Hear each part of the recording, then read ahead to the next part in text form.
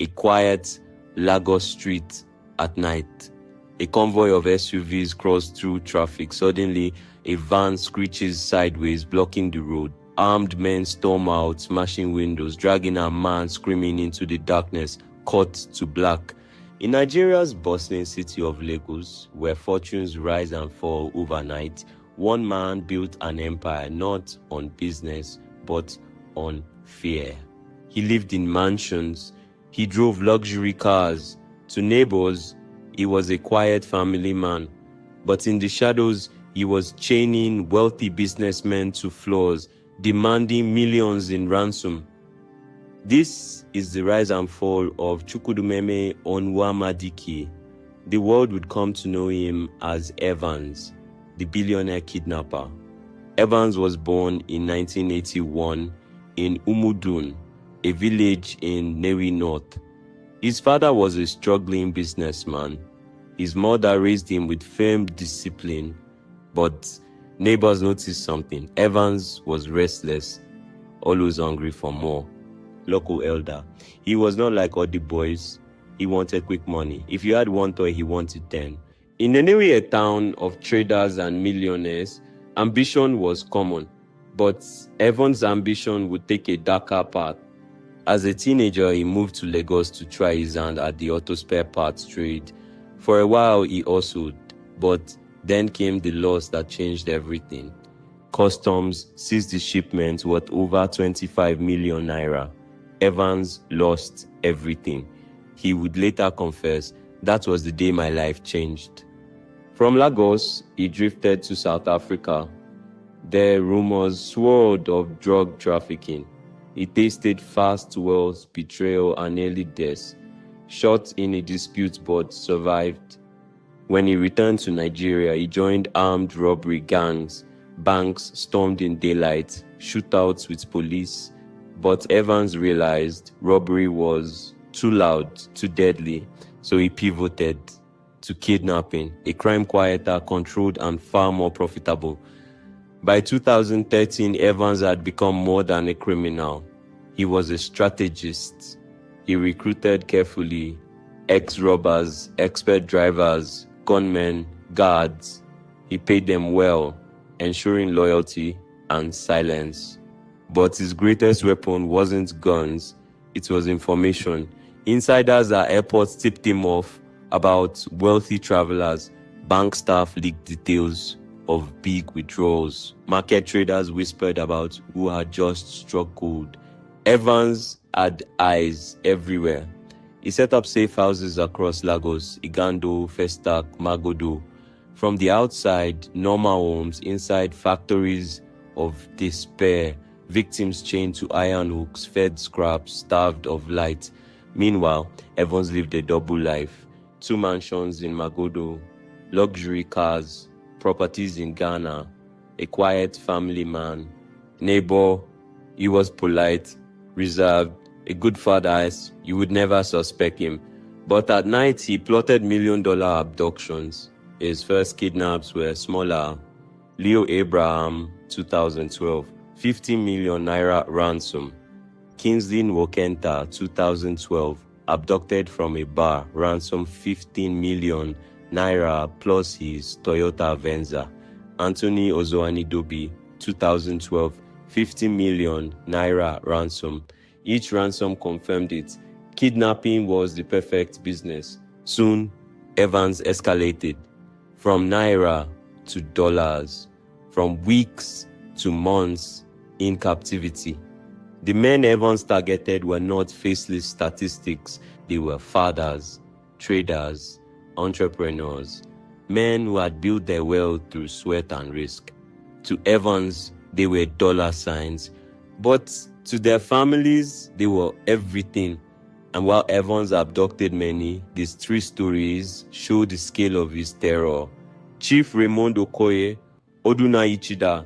Chief Raymond Okoye, known by his title Oduna Ichida, a respected businessman in Anambra State. Okoye had built his fortune in commerce and transport, investing heavily in local businesses and giving back generously to his community.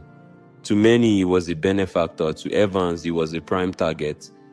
Evans's gang ambushed his convoy, dragging him into a waiting van. For 2 months, Okoye was chained in a Lagos den. His family was told $1 million or he dies. They sold land, cashed in investments, pleaded with friends. Finally, the ransom was paid. Okoye was released, frail but alive. His ordeal became a grim warning. Even the most respected men were not safe. James Uduji. James Uduji was a self-made businessman in Lagos. From humble beginnings, he rose through trade and manufacturing, becoming a trusted supplier to industries. He lived quietly in Festac, proud of the life he had built, but his success did not go unnoticed. Evans' men boxed in his car near 7th Avenue, Festac. For 6 weeks, James lived chained in a bare room. Guards fed him scraps. At night, he heard them whisper threats. His family received Evans' cold demand, $1.2 million. Pay or forget him. Terrified, they sold what they could. Eventually, the ransom was delivered. James came home, but his smile never returned the same way. Uche Okorafor. Uche Okorafor was a rising star of Alaba International Market. From a small trading store, he built a thriving import business, dealing in electronics and consumer goods.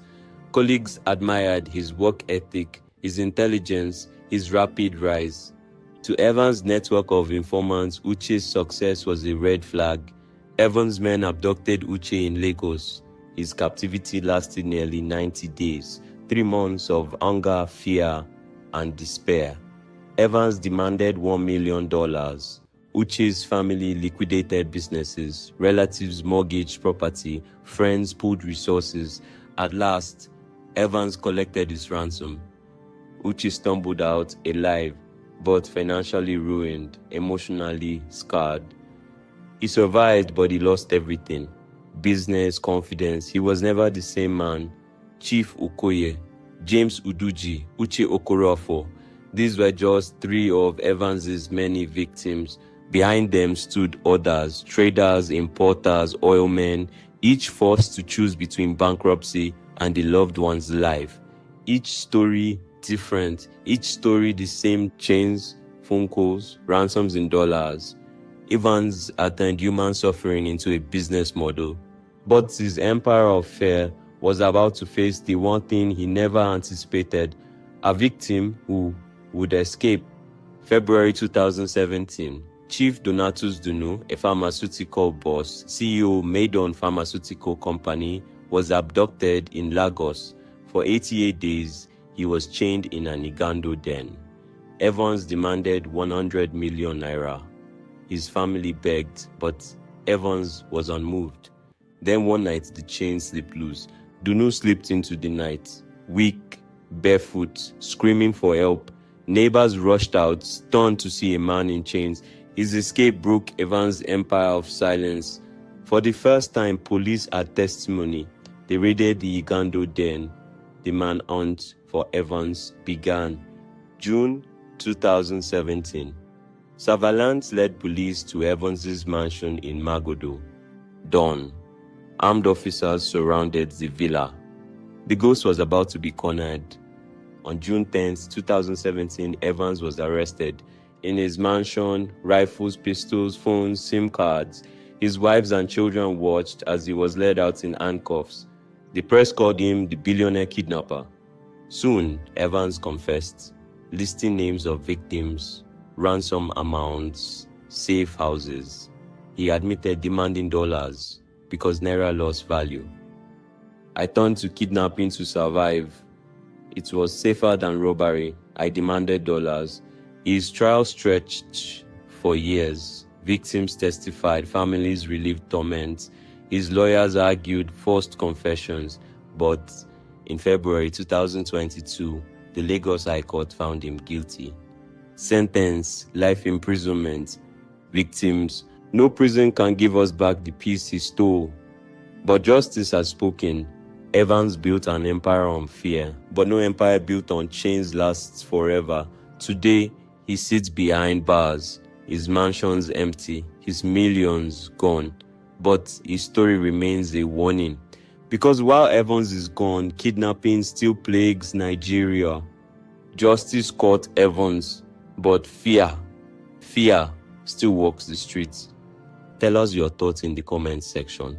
And don't forget to like, subscribe, and turn on notifications, because here at True Crime C8D, we tell the stories you'll never forget. Remember to desist from crime, cause crime don't pay.